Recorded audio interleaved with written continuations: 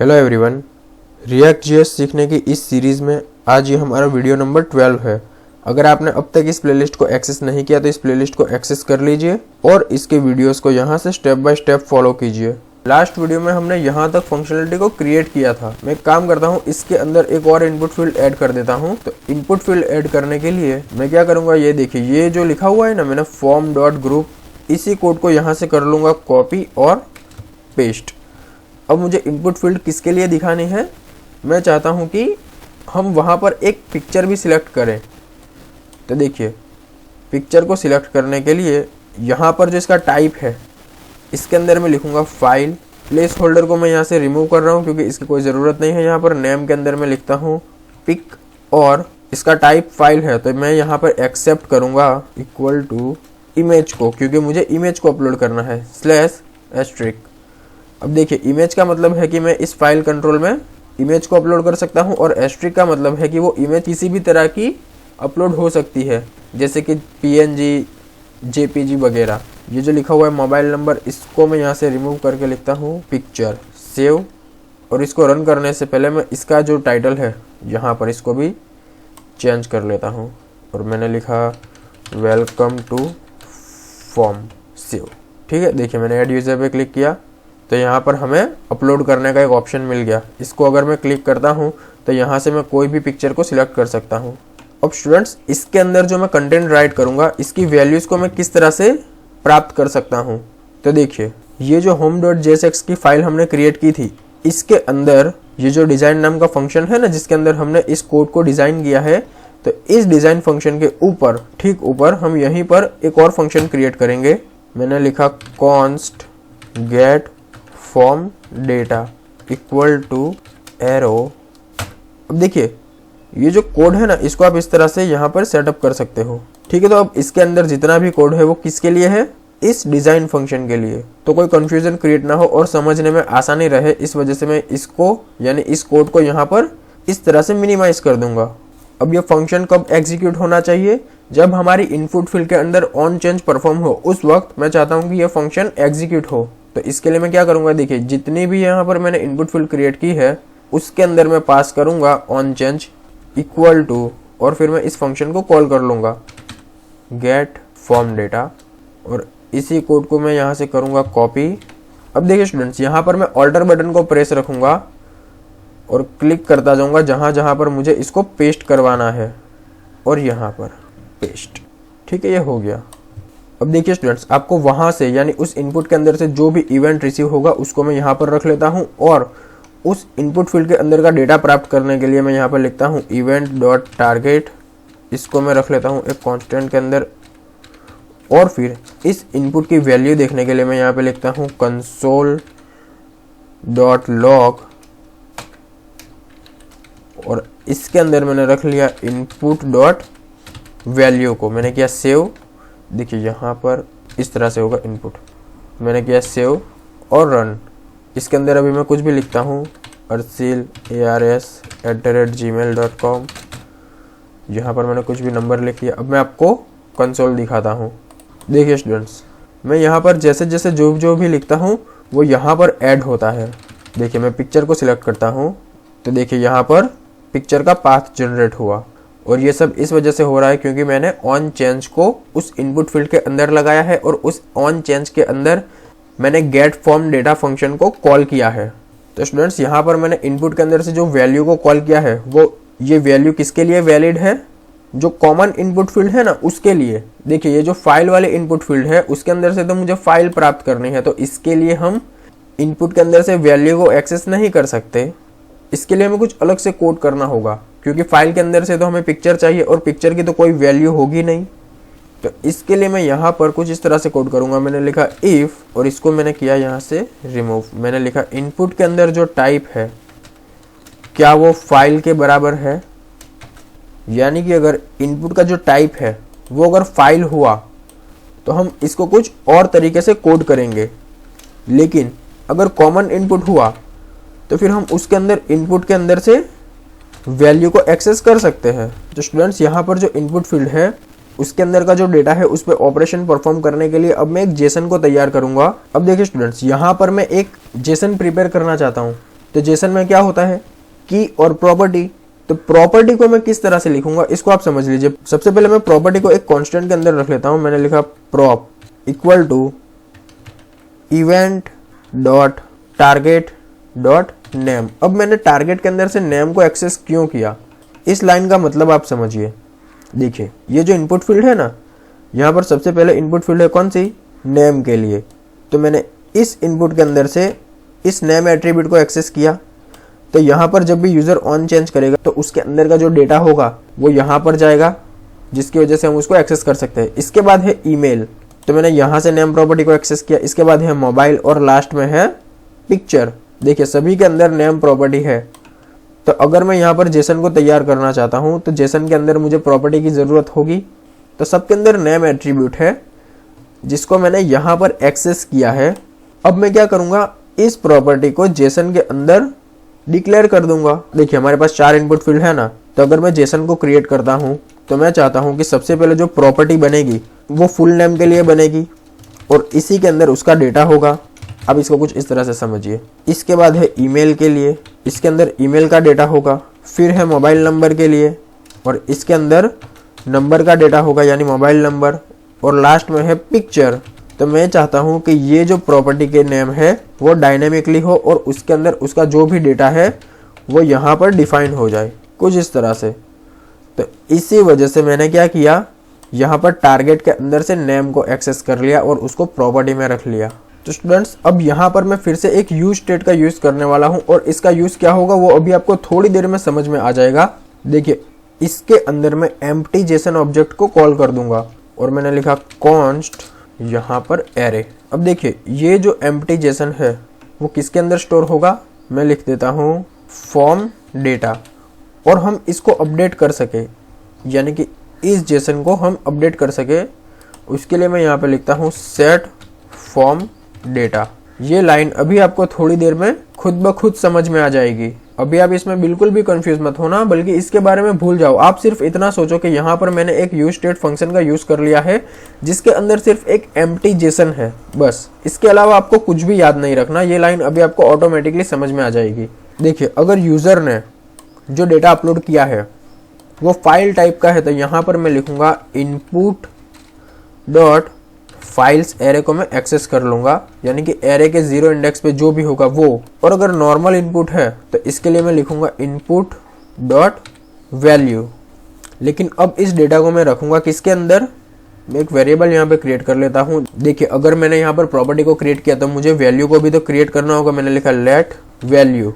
इसके अंदर मैं एम्प्टी स्ट्रिंग को फिलहाल ऐड कर देता हूँ और इस वैल्यू को मैं कॉपी करता हूँ और मैंने किया पेस्ट इक्वल टू। अब फाइल के अंदर का जो भी डेटा होगा वो इस वैल्यू में स्टोर हो जाएगा।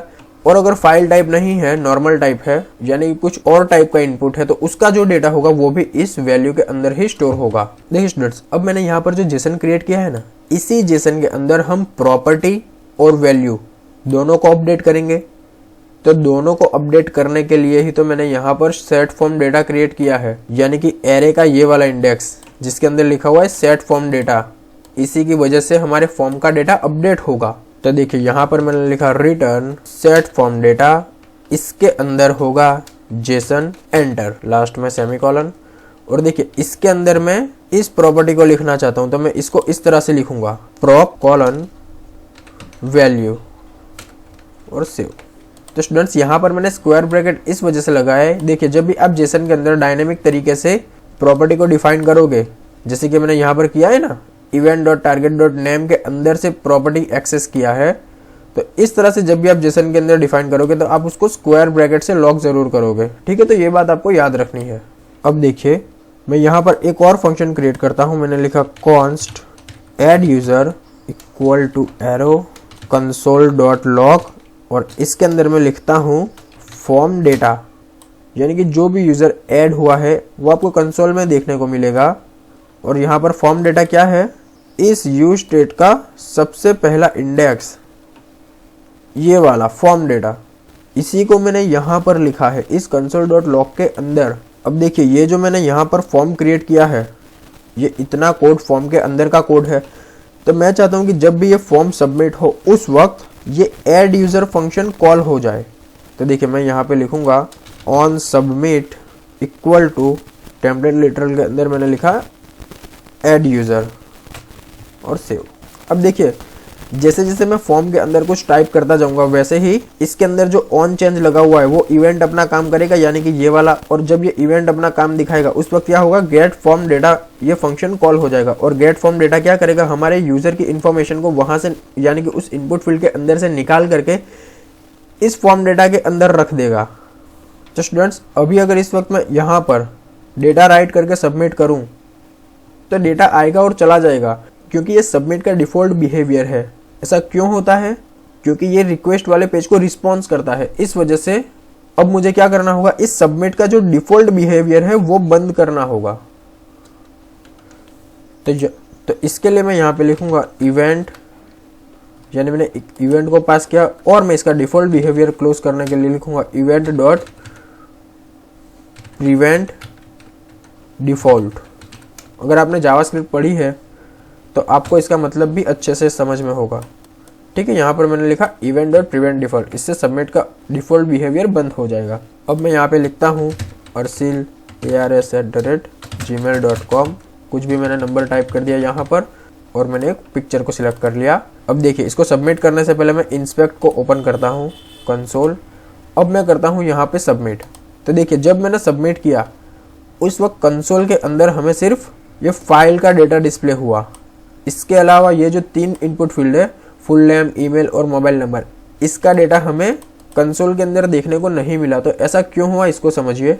देखिए स्टूडेंट्स, जब भी हमारे इनपुट पर ऑन चेंज परफॉर्म होता है उस वक्त ये जो गेट फॉर्म डेटा है ये फंक्शन कॉल होता है और इसके अंदर मैंने जेसन को अपडेट करने के लिए क्या लिखा है, ये वाला कोड सेट फॉर्म डेटा। तो इसके अंदर जो भी इनपुट डेटा आएगा, जैसे कि मान लीजिए मैंने सबसे पहले फुल नेम के अंदर कुछ राइट किया, इसके बाद अगर मैं ईमेल के अंदर कुछ लिखता हूँ तो फुल नेम के अंदर का जो डेटा है वो यहाँ से अपडेट हो जाएगा। अगर ईमेल के बाद मैं मोबाइल नंबर लिखता हूँ तो वो मोबाइल नंबर में अपडेट हो जाएगा और जो लास्ट वाला डेटा है सिर्फ वही हमें देखने को मिलेगा। देखिए मैं काम करता हूँ, यहाँ से मैं थोड़ी देर के लिए इस पिक्चर की कोड को डिलीट कर देता हूँ और सेव करता हूँ। अब देखिए अगर मैं इसको सबमिट नाउ करता हूँ तो हमें सिर्फ मोबाइल का डेटा कंसोल में देखने को मिलेगा। मैंने किया सबमिट, इंस्पेक्ट और कंसोल। देखिए स्टूडेंट्स, देखा आपने, यहाँ पर आपको सिर्फ मोबाइल का डेटा देखने को मिला क्योंकि ये लास्ट में था। मैं यहाँ पर कोड को वापस से नॉर्मल कर देता हूँ क्योंकि हमें पिक्चर की भी ज़रूरत है। तो अब मैं चाहता हूँ कि सभी इनपुट फील्ड का डेटा जो है वो हमें कंसोल में दिखाई दे, सिर्फ लास्ट वाली फील्ड का नहीं बल्कि सभी फील्ड का डेटा कंसोल में डिस्प्ले हो। तो इसके लिए मैं क्या करूँगा, यहाँ से जो हमारा डेटा अपडेट होता है उसमें मैं कुछ इस तरह से कोड करूँगा कि इस जेसन के अंदर अगर फुल नेम आया, इसके बाद अगर मैं कुछ और फील्ड को ऐड करता हूँ यानी कि कोई और इनपुट के अंदर डेटा ऐड करता हूँ तो ये फुल नेम यहाँ से रिमूव नहीं होना चाहिए बल्कि इसके अंदर ऐड हो जाना चाहिए ईमेल। इसके बाद मैं कुछ और डेटा यानी कि मोबाइल नंबर ऐड करता हूं तो ये दोनों प्रॉपर्टीज़ यहाँ से रिमूव नहीं होनी चाहिए बल्कि होना चाहिए ऐड मोबाइल। तो इस तरह से जितना भी डेटा है वो एक के बाद एक ऐड होना चाहिए। अब तक क्या होता था, पहले फुल नेम आया और जब मैंने ईमेल को इनपुट किया तो फुल नेम यहाँ से रिमूव हो गया, सिर्फ ईमेल रह गया। फिर जब मैंने मोबाइल को इनपुट किया तो ईमेल यहाँ पर, तो ईमेल यहाँ से रिमूव हो गया, सिर्फ मोबाइल रह गया। इस वजह से होता यह था कि जो लास्ट का डेटा है सिर्फ हमें वही कंसोल में देखने को मिलता था। लेकिन मैं चाहता हूँ कि पुराना डेटा रह जाए और जो नया डेटा हमने सबमिट किया है वो इसमें ऐड हो जाए। तो ये किस तरह से होगा इसको समझिए। अब तो देखिए जहाँ से हमारा डेटा अपडेट हो रहा है मैं इसके अंदर की कोड को डिलीट कर दूंगा और एरो फंक्शन को मैं कॉल करूँगा इस तरह से और इसके पैरेंथेसिस में मैं लिखूंगा ओल्ड डेटा और मैं इस फंक्शन के अंदर कुछ इस तरह से रिटर्न करूंगा। मैंने लिखा रिटर्न, ब्रैकेट्स के अंदर आप लिखोगे ओल्ड डेटा कॉमा, लेकिन इस ओल्ड डेटा से पहले आप स्प्रेड ऑपरेटर का यूज़ कर लोगे। अब यहाँ पर क्या हुआ वो भी आपको समझ में आ जाएगा। इसके बाद आप क्या करोगे, बस जैसे आपने पहले लिखा था आप वैसे ही लिख दोगे। यहाँ पे लिखो प्रॉप कॉलन वैल्यू और सेव। तो स्टूडेंट्स अब यहाँ पर जो भी प्रॉपर्टी और वैल्यू हमें मिलेगा अब वो किस तरह से स्टोर होगा। देखिए ये जो मैंने लाइन लिखी है ना, इसकी वजह से होगा ये कि जो पिछला डेटा है वो रह जाएगा और नया डेटा ऐड हो जाएगा। तो इस कोड से हमारी प्रॉब्लम सॉल्व हो जाएगी। देखिए सबसे पहले जब आप फुल नेम को एंटर करोगे, उसके बाद जब आप ईमेल को एंटर करोगे तो जो फुल नेम वाला डेटा है वो भी रह जाएगा और ईमेल भी उसमें, और ईमेल भी उसके बाद ऐड हो जाएगा, और ये होगा इस लाइन की वजह से। अब देखिए इसके अंदर सब इन्फॉर्मेशन है, मैं इसको करता हूँ सबमिट। अब हम देखते हैं कि कंसोल में डेटा आया या नहीं, और क्लिक। तो देखिए स्टूडेंट्स, इसके अंदर ईमेल, मोबाइल नेम, पिक्चर सब कुछ यहाँ पर हमें रिसीव हुआ। तो स्टूडेंट्स इसके लिए मैंने यहाँ पे यूज स्टेट का इस्तेमाल क्यों किया था इसको भी आप समझ लीजिए। देखिए जब भी यूज़र यहाँ से फॉर्म को सबमिट करेगा तो सबमिट करने से पहले की जो स्टेट है वहाँ पर मान लो कि यूज़र ने इस तरह से लिख दिया, लेकिन अब वो चाहता है कि इसके अंदर कुछ चेंजेस करना है, जिसे मैंने लिखा अर्सिल मलिक। इसके बाद वो सबमिट करता है। तो जब इसका रिक्वेस्ट जाएगा सर्वर पे तो उससे पहले का जो डेटा है, जो पुराना डेटा, उसको भी तो हमें कलेक्ट करके कहीं पे रखना होगा। देखिए मैं इसको करता हूँ सबमिट नाउ फिर से। अब मैं आपको कंसोल दिखाता हूँ तो आपको समझ में आ जाएगा। देखिए यहाँ पर अब दो ऑब्जेक्ट्स है, ये पुराना वाला ऑब्जेक्ट जिसके अंदर सिर्फ अर्सिल लिखा हुआ था, और ये है नया ऑब्जेक्ट जिसके अंदर अर्सिल मलिक लिखा हुआ है। तो स्टूडेंट्स यहाँ पर समझने वाली बात यह है कि जब रिक्वेस्ट हमारी सर्वर पे जाएगी उससे पहले का जो डेटा होता है उसको भी हमें कलेक्ट करवा के कहीं पर रखना होता है, क्योंकि यूज़र यहाँ पर जो भी चाहे जब चाहे चेंजेस कर सकता है। जैसे कि मैंने अब मोबाइल नंबर को यहाँ पे सिर्फ 111 लिख दिया और मैंने किया सबमिट, तो मैंने ये तीसरी बार सबमिट किया। अब देखिए मैं आपको कंसोल दिखाता हूँ, और ये रहा कंसोल। तो देखिए अब ये है लेटेस्ट वाला ऑब्जेक्ट जिसके अंदर मोबाइल नंबर था सिर्फ 111, जबकि आप पुराने ऑब्जेक्ट्स को देखोगे तो यहाँ पर आपको मोबाइल नंबर कुछ इस तरह से देखने को मिलेगा। ठीक है, तो इस वजह से मैंने यहाँ पर यूज स्टेट हुक का यूज़ कर लिया था। और देखिए स्टूडेंट्स, अब मैं आपको एक फंक्शनलिटी यहाँ पर क्रिएट करके दिखाता हूँ। जैसे जैसे आप यहाँ पर टाइप करते जाओगे, आप चाहते हो कि यहाँ पर लाइव डेटा अपडेट होता दिखे, तो ये कैसे होगा। तो देखिए ये जो बटन है ना ऐड यूज़र, ये कहाँ पर है, यहाँ पर कहीं होगा, ये रहा। ये ऐड यूज़र नाम से ये जो मैंने बटन क्रिएट किया है, इसके बाद मैं लिखता हूँ यहाँ पर H1, और इसके अंदर मैं कॉल करता हूँ फॉर्म डेटा को। तो मैंने टेम्पलेट लिटरल का यूज़ किया और लिखा फॉर्म डेटा डॉट नेम, और मैंने किया सेव। इसके बाद मैं यहाँ पे क्लास नेम लिखता हूँ इक्वल टू display-1 और सेव। अब देखिए मैं यहाँ पर कुछ लिखता हूँ, मैंने लिखा डिफरेंट डेवलपर। तो देखिए जैसे जैसे मैं यहाँ पे लिख रहा हूँ वैसे वैसे बैकग्राउंड में अपडेट हो रहा है, और ये किस वजह से हो रहा है, ऑन चेंज फंक्शन की वजह से, क्योंकि ऑन चेंज यहाँ पर लाइव अपडेट हो रहा है। तो मैं चाहता हूँ कि जब हमारा फॉर्म सबमिट हो जाए उस वक्त ये डेटा डिस्प्ले हो। तो इसके लिए मैं क्या करूँगा, यहाँ पर एक और यूज स्टेट का इस्तेमाल करूँगा। मैंने लिखा यूज स्टेट, इसके अंदर डिफ़ॉल्ट वैल्यू होगी फॉल्स, और इसको मैं रख लूँगा कॉन्स्ट एरे। मैंने लिखा सब स्टेट यानी कि सबमिट स्टेट, और उसके बाद चेंज सब स्टेट यानी कि चेंज सबमिट स्टेट। अब ये फॉल्स कहाँ पर जाएगा, इस सब स्टेट के अंदर।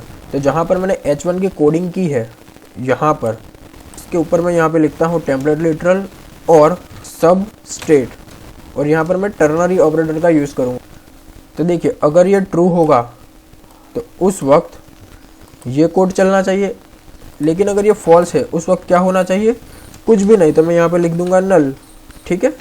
और यहाँ पर आप इस तरह से सेमीकोलन नहीं दोगे वरना एरर हो जाएगी। मैं करता हूँ इसको सेव। अब बस मुझे क्या करना है कि जब भी मैं सबमिट नाउ बटन पर क्लिक करूँ उस वक्त यहाँ पर ट्रू हो जाना चाहिए, जिसकी वजह से हमें ये H1 का डेटा देखने को मिलेगा। तो मैं क्या करूँगा कि ये जो ऐड यूज़र है इसके अंदर लास्ट में रिटर्न कर दूंगा चेंज सब स्टेट, और इसके अंदर मैं रिटर्न कर दूंगा ट्रू। अब क्या होगा स्टूडेंट्स कि ये जो यूज स्टेट मैंने यहाँ पे इस्तेमाल किया है, इसके अंदर ये अपडेट के लिए मैंने यहाँ पर चेंज स्टेट का यूज़ किया है, यानी कि चेंज सब स्टेट। इसी की वैल्यू को अगर मैं यहाँ पे ट्रू कर देता हूँ तो हमें ये रिजल्ट देखने को मिल जाएगा। अगर आपने यूज स्टेट वाली वीडियो को अच्छे से समझा और देखा है तो आपको यहाँ पर इस वक्त कोई भी कन्फ्यूज़न क्रिएट नहीं हो रही होगी, ठीक है स्टूडेंट्स। तो यहाँ पर ये जो सब स्टेट लिखा हुआ है इसी के पास चेंज सब स्टेट है। तो जो पुराना वाला था सब स्टेट, उसके अंदर वैल्यू थी फॉल्स, लेकिन यहाँ से रिटर्न करवाने के बाद मैंने चेंज सब स्टेट में ट्रू रिटर्न कर दिया, यानी कि यहाँ पर जहाँ से वैल्यू को अपडेट किया जाता है। तो इसमें ट्रू होने के बाद जब मैं सबमिट नाउ बटन पे क्लिक करूँगा तो उसका डेटा हमें यहाँ पर देखने को मिलेगा। देखिए मैं लिखता हूँ अर्सिल, यहाँ पर मैं कुछ भी ईमेल लिख देता हूँ, नंबर और पिक्चर। अब मैंने किया सबमिट नाउ। तो देखिए जैसे ही मैंने सबमिट नाउ पे क्लिक किया यहाँ पर वो डेटा देखने को मिला, अब मुझे क्या करना है कि जब मैं सबमिट पे क्लिक करूं उस वक्त ये मॉडल भी यहाँ से क्लोज हो जाना चाहिए। तो स्टूडेंट्स, ये जो मैंने यहाँ पे सबसे पहले क्रिएट किया था ना, ये यूज स्टेट ये मॉडल के लिए था, ये बिफोर और आफ्टर वाला। तो यहाँ पर जब वैल्यू फॉल्स होती है तो मॉडल हमें दिखाई नहीं देता, लेकिन जब यहाँ पर वैल्यू ट्रू होती है उस वक्त हमें मॉडल दिखाई देता है। तो इसके अंदर अपडेट करने वाला कॉन्सेप्ट कहाँ पर है, ये आफ्टर वाला। तो अगर जब यूज़र ऐड हो जाता है उस वक्त मैं आफ्टर के अंदर फॉल्स को रिटर्न करवा देता हूँ, तो क्या होगा, मॉडल इस लाइन की वजह से क्लोज हो जाएगा। तो अब मुझे यहाँ पर एक से ज़्यादा फंक्शन को रिटर्न करवाना है। तो देखिए, एक से ज़्यादा फंक्शन को रिटर्न करवाने के लिए मैं कुछ इस तरह से लिखूँगा पैरेंथेसिस, और इसके अंदर मैं रख लूँगा चेंज स्टेट को, और यहाँ पर कॉमा, और मैंने लिखा आफ्टर। आफ्टर के अंदर मैं रिटर्न करवा दूँगा फॉल्स को। अब देखिए, ये जो मैंने आफ्टर लिखा है ना, इसका नेम ज़रा मीनिंगफुल नहीं है। तो जब ये आफ्टर में फॉल्स होगा उस वक्त क्या होगा, इस यूज स्टेट की वैल्यू यहाँ से फॉल्स हो जाएगी। और ये ट्रू कब होती है, जब मैं ऐड यूज़र बटन पे क्लिक करता हूँ, यानी कि इस बटन पे, ये देखिए, ये यहाँ पर जो बटन है ना ऐड यूज़र, जब मैं इस पर क्लिक करता हूँ उस वक्त उसकी वैल्यू ट्रू हो जाती है, जिसकी वजह से हमें ये मॉडल दिखाया जाता है। यहाँ पर क्लिक करने से क्या होता है, उस यूज स्टेट की वैल्यू फॉल्स हो जाती है। लेकिन मैं इसको रिलोड करता हूँ और आपको फिर से दिखाता हूँ। मैंने लिखा डिफरेंट डेवलपर abc@। देखिए, अब मैं सबमिट नाउ करता हूँ। तो सबमिट नाउ करने से क्या हुआ, मॉडल भी कट हो गया और हमें ये नेम भी देखने को मिला। ठीक है स्टूडेंट्स, अब मैं चाहता हूँ कि यहाँ पर जो सिर्फ नेम का डेटा डिस्प्ले होता है, इसके साथ साथ दूसरा डेटा भी डिस्प्ले होना चाहिए। तो उस डेटा को मैं कार्ड के फॉर्मेट में डिस्प्ले करना चाहता हूँ। तो मैंने लिखा रिएक्ट बूटस्ट्रैप, और इस वेबसाइट के अंदर से कंपोनेंट में यहाँ से मैं कार्ड को सिलेक्ट करूँगा, और ये जो कोड है वो कार्ड के लिए, मैंने इसको किया कॉपी। लेकिन इसको मैं पेस्ट कहाँ पे करूँगा, इसको समझिए। देखिए स्टूडेंट्स, ये जो मैंने H1 लिखा है ना, इसके अंदर अब मैं क्या करूँगा, एक इंटरनल कंपोनेंट को क्रिएट करूँगा। आपने कंपोनेंट्स वाली वीडियो में पढ़ा था ना, ये देखिए, ये होते हैं कंपोनेंट्स। जिस तरह से हम इन कंपोनेंट्स को क्रिएट करते हैं, इंटरनल, एक्सटर्नल, जो भी आप क्रिएट करना चाहो, मैं यहाँ पर इंटरनल कंपोनेंट को क्रिएट करूँगा। तो मैंने लिखा const new user equal to arrow const design equal to, और रिटर्न डिज़ाइन। अब इसके अंदर मैं क्या करूँगा कि जो मैंने कार्ड वाली कोडिंग को बूटस्ट्रैप की वेबसाइट से कॉपी किया है, मैं कर दूंगा पेस्ट, और इसको अरेंज। ठीक है, अब देखिए, ये जो न्यू यूज़र वाला मैंने कंपोनेंट क्रिएट किया है, आप क्या करोगे, जब भी कंपोनेंट को क्रिएट करोगे उसका फर्स्ट लेटर कैपिटल रखोगे। और इसके अंदर हमने बूटस्ट्रैप के अंदर से कार्ड को यूज़ किया है, तो मुझे कार्ड को यहाँ पे डिक्लेयर भी करना होगा। मैंने लिखा कार्ड, यानी कि मैंने इसको इंपोर्ट कर दिया। अब मैं इसको फ़िलहाल ऐसे ही रहने देता हूँ, और जहाँ पर मैंने H1 की कोडिंग लिखी है, यहाँ पर मैं इसको रिमूव कर दूँगा, और मैंने लिखा न्यू यूज़र। इस वक्त हम इसका आउटपुट देखते हैं कि क्या मिलता है। अब जब भी इस तरह से कोड करो तो आप क्या करोगे, अलर्ट लगाकर या फिर कंसोल लगाकर या फिर किसी भी तरह से बीच बीच में उसका आउटपुट चेक करते रहोगे। देखिए, जैसे मैंने किया ऐड यूज़र, मैं कुछ भी लिख देता हूँ और सबमिट। तो देखिए, सबमिट करने पर हमें कुछ इस तरह से आउटपुट देखने को मिला। इसी कार्ड के अंदर मैं उस डेटा को प्रिंट करना चाहता हूँ, तो देखिए वो कैसे होगा। तो देखिए स्टूडेंट्स, ये जो कंपोनेंट है इसके अंदर मैं लिखता हूँ यूज़र इक्वल टू, और इसके अंदर मैं पास करूँगा फॉर्म डेटा को। अब देखिए, यूज़र के अंदर मैंने फॉर्म डेटा को पास कर दिया, तो इसको रिसीव करने के लिए मैं यहाँ पर ये जो न्यू यूज़र है ना, इसके अंदर मैं इसको रिसीव करूँगा। मैंने लिखा डेटा। अब यूज़र का जो नेम है वो मुझे यहाँ पे डिस्प्ले करवाना है, तो मैं इसके अंदर टेम्पलेट लिटरल का यूज़ करूँगा, और मैं लिखूँगा data dot user dot name. अब ठीक ऐसे ही मुझे यहाँ पर यूज़र की ईमेल आईडी चाहिए, तो यहाँ पर मैं लिखूँगा data dot user dot email, और मुझे यूज़र का मोबाइल नंबर भी चाहिए, तो मैं यहाँ पर ब्रेक टैग का यूज़ करूँगा, और मैंने लिखा data dot user dot mobile, और सेव। अब मैं इसको रन करता हूँ। देखिए, अर्सिल मलिक ARS@gmail.com, और सबमिट नाउ। तो देखिए स्टूडेंट्स, हमें यहाँ पर ये डेटा कुछ इस तरह से देखने को मिला। अब पिक्चर किस तरह से डिस्प्ले होगा इसको भी देख लीजिए। अब देखिए, जो पिक्चर के लिए हमने एलिमेंट क्रिएट किया है उसका टाइप क्या है, फाइल। तो यहाँ पर जो फाइल का एरे है उसको मैं क्या करूँगा, एक वेरिएबल के अंदर रख लूँगा। मैंने लिखा न्यू, मैंने लिखा पिक, और मुझे इसके URL की ज़रूरत होगी तो मैंने लिखा URL के अंदर से क्रिएट ऑब्जेक्ट URL, इसके अंदर मैं पास कर दूंगा पिक को। ये लाइन लिखने से क्या होगा स्टूडेंट्स, जो भी फाइल ऑब्जेक्ट यहाँ पे आया है उसका ऑटोमेटिकली यहाँ पर URL क्रिएट हो जाएगा। अब इसी URL को मैं वैल्यू के अंदर रख दूंगा, देखिए कुछ इस तरह से। तो पहले वैल्यू में क्या असाइन होता था, फाइल ऑब्जेक्ट, लेकिन हमने फाइल ऑब्जेक्ट असाइन नहीं करवाना, हमें उस पिक्चर का URL असाइन करवाना है, जो इस तरह से होगा। अब देखिए मैं क्या करूँगा, SRC के अंदर, ये जो कार्ड के अंदर IMG है ना, उसके अंदर SRC के अंदर टेम्पलेट लिटरल का यूज़ करूँगा और मैं लिखूँगा data.user.pick और सेव।